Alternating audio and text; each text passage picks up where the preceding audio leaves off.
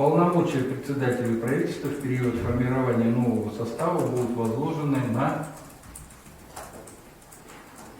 Эльмиру Ахтямовну Ахмедовну.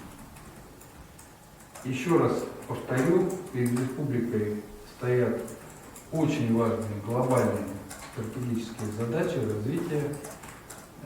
Для этого мы избрали новый вектор развития и, безусловно, под новый вектор развития необходимо сформировать новую команду, что я и начинаю делать. Поэтому благодарю всех за сегодняшний брифинг.